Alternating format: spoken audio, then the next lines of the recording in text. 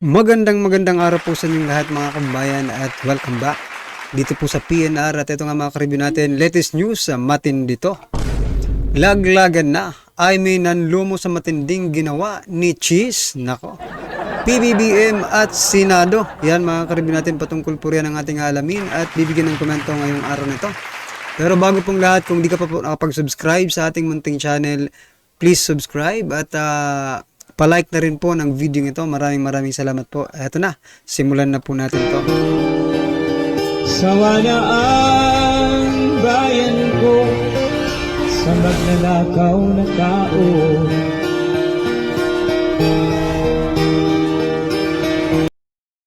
So yan mga kabayan, bago po natin muling pa i-play ang video ito, nako, i-share ko lang po itong bagong announcement ni President Bongbong Marcos Jr.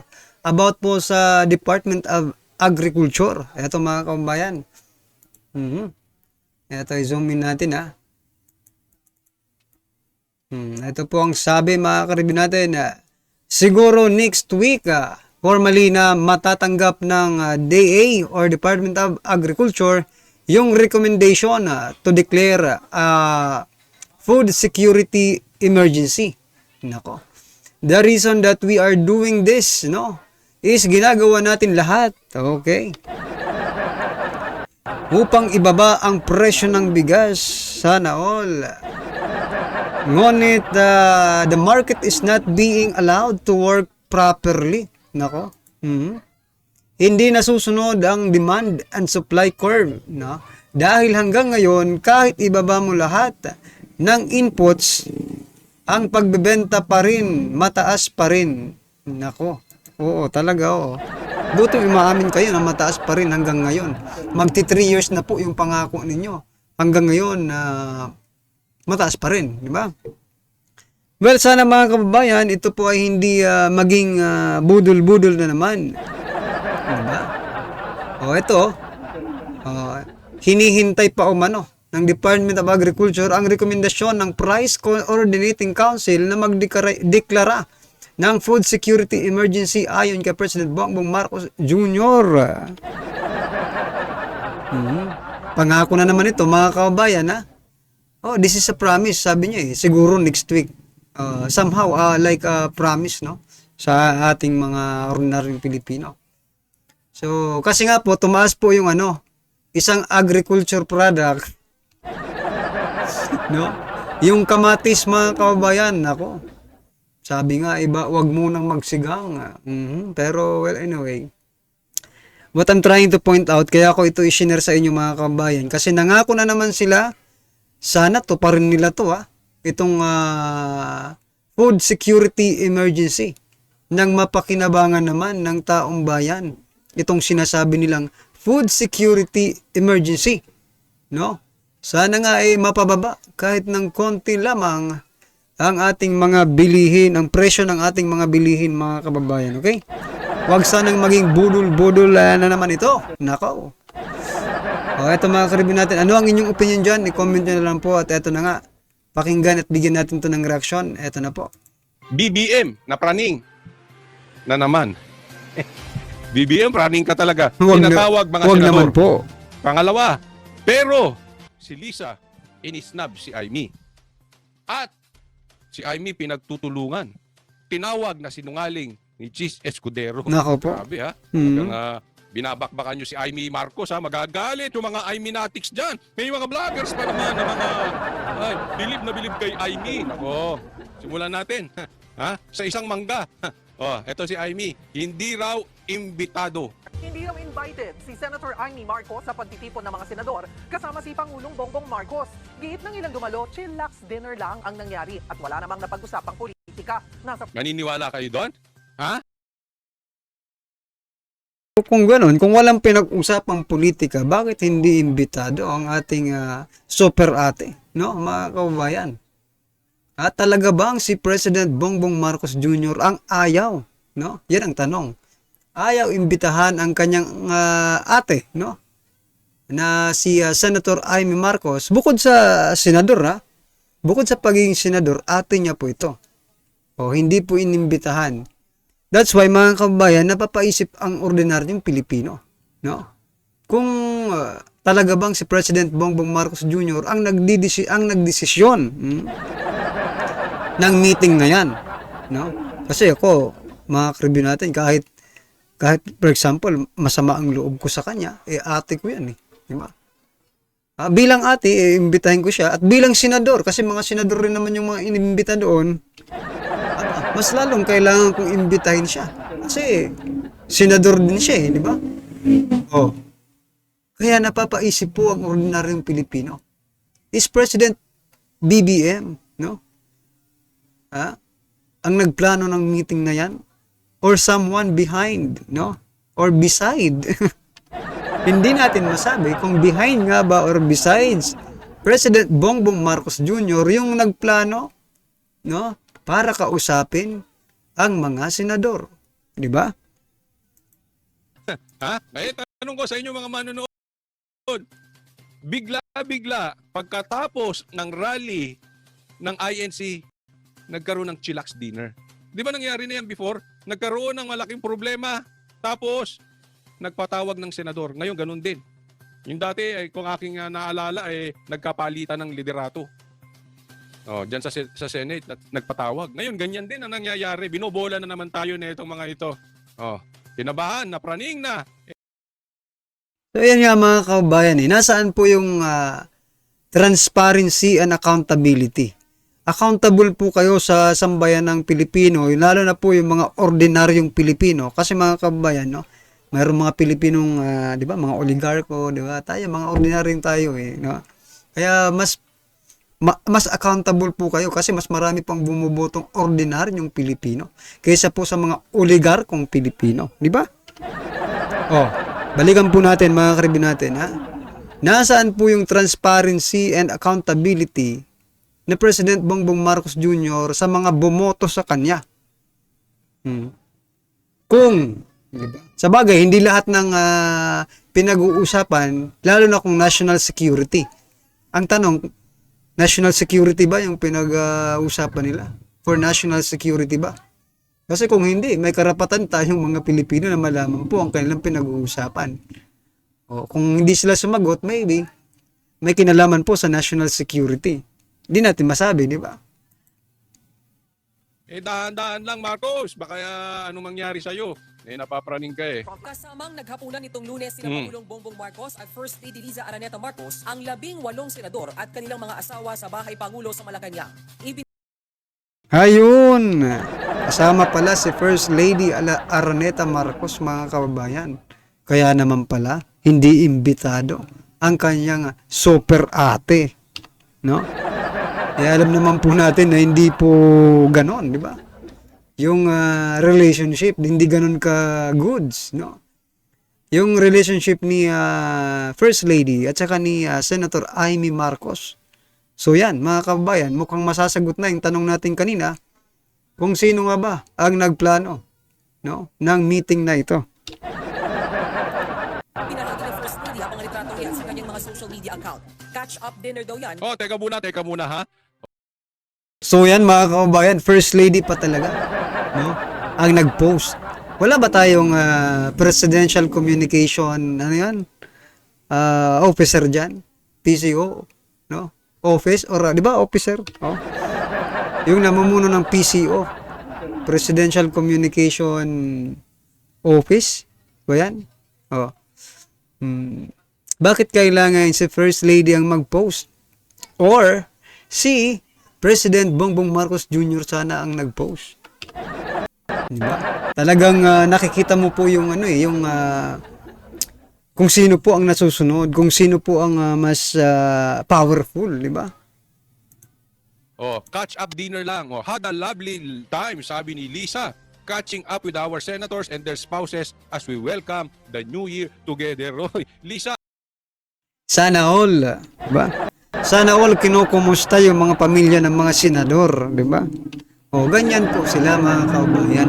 Ganyan po sila mayroon kamalasakit, no, sa kanilang mga senators. Di ba? Ganyan po nila malasakitan itong mga senador na ito. Kailangan talagang kumustahin yan. after ng New Year, di ba? Kasi baka mag-iba na yung kanilang mga New Year's resolution. Hindi na po ma-align doon po sa kanilang mga stick to the plan, no? Noong 2024. Kaya kailangan po ma-align, no? Yung kanilang mga New Year's resolution doon po sa stick to the plan nila noong 2024. Di ba? Ako, payo ko lang ha. O, First Lady Lisa Marcos. Ha? Pagka kasama nila yung mga asawa nila, iiwasan mo po si Heart. Ha? Huwag kang tatabi. Ha? Iwasan mo ayan ka na naman eh. Tumabi-tabi ka pa kay Heart. Tapos, papa-edit mo yung picture mo para lumiit yung braso mo. Pahihirapan mo yung editor mo. Yung editor mo, parang mahina rin mag-edit. Pambira, oh. Huwag ka nagtatatabi masyado sa magaganda. May mga pangit naman dyan eh. Doon ka tumabi sa mga asawa nilang yung hindi... Grabe ka naman, Coach Yung Oli. hindi kagandahan. Wala namang pangit na ginawa ang Diyos eh. Yung hindi kagandahan. So, iwasan mo yan sila Heart at sino pa ba, no? Huwag kang nagtatatabi. Lalo na yung mga payatang braso. Naku, pambira. Ma'am Lisa, medyo tumabi ka ron sa mga malulusog. O yung mga healthy. Yung mga napabayaan sa kusina, doon ka tumabi. Yung malalaki braso. Nang hindi mo pinaliliit, hindi pinaliliit ng editor mo yung braso mo. Okay? So, wag na. Iwas-iwasan mo si Heart. Pagsalubong sa bagong taon. Kapansin-pansing wala sa litrato ang ate ni PBBM na si Senator Amy Marcos. Anya, hindi siya dumalo dahil hindi naman daw siya invited. Isa pang tanong ko sa inyo. Yun, mga kababayan, mismong si Senator Amy Marcos ang umamin, hindi invited. Grabe talaga. Nako, talaga masyadong personal. Itong meeting nila, mga kababayan, masyado po itong personal, no? That's why, sinasabi ko nga kanina, maybe this is an alignment, no? Doon po sa kanilang New Year's resolution, kung meron man, sana isama nyo naman po yung mga ordinaryong Pilipino diyan sa pinag-uusapan ninyo. Pero ang problema, kasama talaga ang ordinaryong Pilipino kasi ginagamit nyo po ang ordinaryong Pilipino, no? Para kayo po ay kumita, no? Hindi na po natin babanggitin yung pamimigay nyo ng ayuda. O, di ba? It is one. Ngayon, kaya pala. May kahati na pala yung yung Senado, di ba? May kahati na po sa AKAP yung 5 billion. Nakahati po ng Kongreso. 21 billion sa Kamara. 5 billion naman po sa Senado. So yan, mga kababayan, anong masasabi nyo dyan? Inyo, kayo ba naniniwala na hindi imbitado si Amy Marcos? Or drama na naman nila ito na kunwari, to si Amy ay hindi makamarcos. Kahit si Amy Posible, di ba? Posible po kasi tumatakbo po itong senator. Re-electionist si Senator Amy Marcos. Posible rin, di ba? Na drama lang ito. To convince, no? The ordinary Filipino na magustuhan muli, no? Itong si Amy Marcos, mga kababayan. Posible rin na talagang medyo madrama kasi talagang buhay nila, mga kababayan. Bukod sa madrama, mga mangga pa. Kaya yan, no? Lahat ng ginagawa nila ay parang hindi na pinagkakatiwalaan ng mga ordinaryong Pilipino. Yung kunwari, for example, si PBBM, di ba? Ngayon, parang kumakampi kay Vice President Sara Duterte for not letting the Congress impeach Vice President Sara Duterte. O, di ba? O parang kumakatig siya dun sa kay BP. Pero no. Huwag po tayong magpabudol, drama lang po 'yan, I think, Yan ay opinion ko, mukhang drama lang po 'yan. Kasi iba naman ang ginagawa ng Kongreso sa sinasabi ni PBBM. Kaya itong hindi pag-attend ni Senator Amy Marcos diyan po sa naging meeting, no? ng Senado, ng mga senators at ni President Bongbong Marcos Jr., posibleng drama rin ito para makuha ang simpatya ng mga pro-Duterte, DDS at mga neutral, kumbaga. Diba? Yung mga hindi undecided ba? Imposible ngayon, hanggang ngayon, undecided ka pa rin. Ikaw, kung noon undecided ka, ngayon siguro ko nakapag-decision ka na. Kaya yan, mga kababayan, kung ano man ang desisyon mo, good luck sa iyo, ha. Si Marcos. At siya ay maka-Duterte. Oh, di ba? Oh, good cop, bad cop na naman kayo.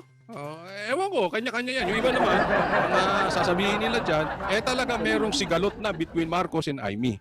No?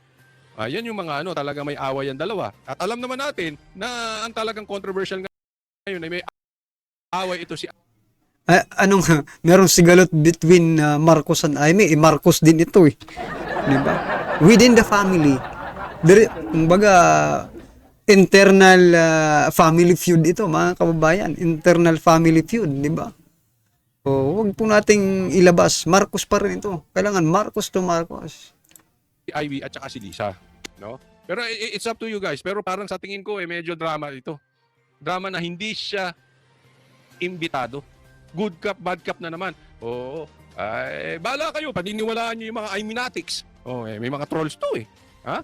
Hindi ko sinasabing bayaran yung trolls nila, ha? Pero may mga may mga DDS na mga trolls na panatiko rito kay Amy, ha? Oh, so ingat-ingat lang po. Basta ako, as far as I know, Marcos ito.